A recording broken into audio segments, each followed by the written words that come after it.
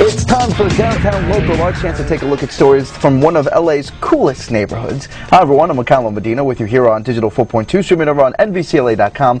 This is, of course, News Raw. Well, it's one of the biggest events in professional skateboarding. It's happening right in downtown Los Angeles, but its location is only known to a select few, including some of the baddest skateboarders around. Of course, we're talking about Battle of the Barracks. This is video from the actual event, an all-out underground tournament that pits 32 of skateboarding's best against each other. The winner gets $10,000 from the game's sponsor, DVS, a shoe company.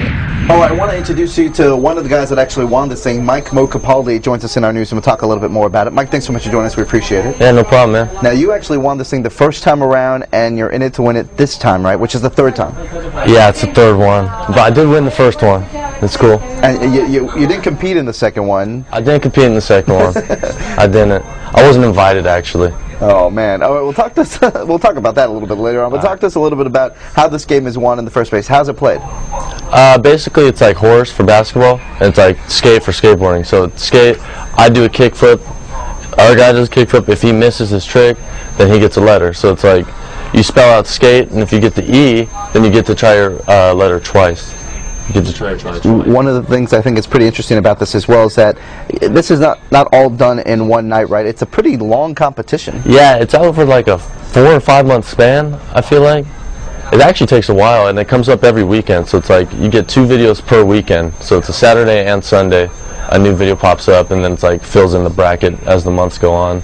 That's pretty cool. I know that you win the $10,000 if you win this thing, but is it about bragging rights, or why do you guys do this? Is it mostly fun? I mean, I wouldn't say it's about bragging rights. It's more of just like all the kids watch it. All the kids love this competition, and it's more just like great exposure for you.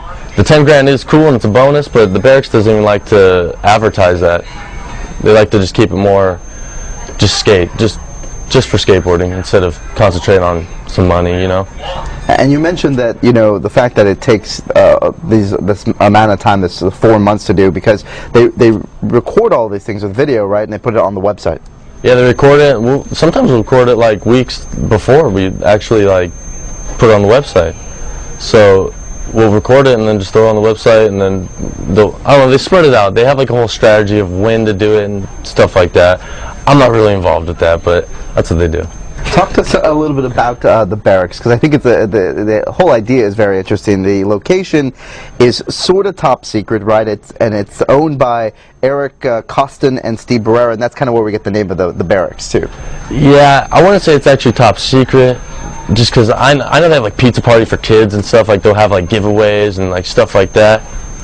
It's not really top secret.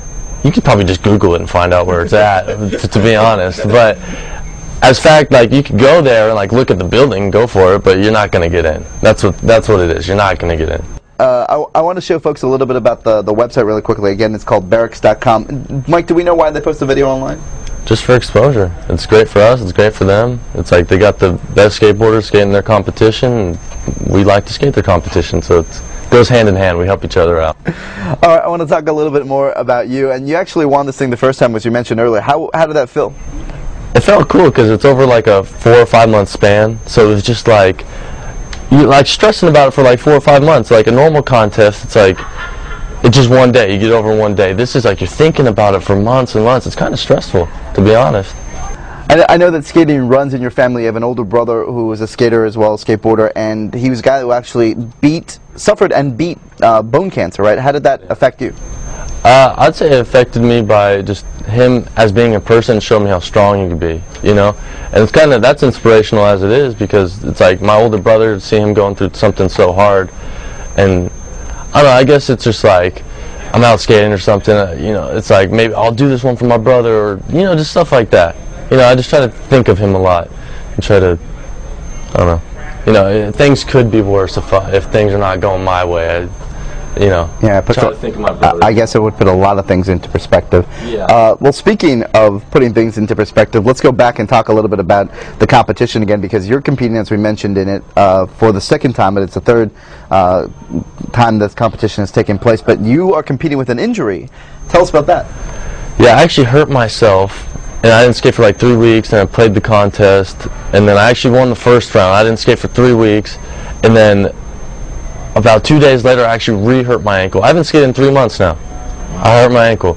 But, you know, I'm like right back on recovery. I'm like really close to playing again. I think they even might have, actually I'm not even allowed to say that. I might have pushed it back though, just for me, just a little bit. But yeah, I'm ready to skate it again in a couple weeks. All right, so Battle of the Barracks, the second phase takes place in a couple of weeks, and we should know the winner by when, the end of October-ish? Is that about right? Am I doing my math right? I don't even know when it's at, but sure, yeah, around then. All right, thebarracks.com is where to find out more and certainly find out who wins at the end of it. Mike, thanks so much for joining us. We certainly appreciate it. No problem, man. All Thanks right, for having me. Downtown Local, thanks so much.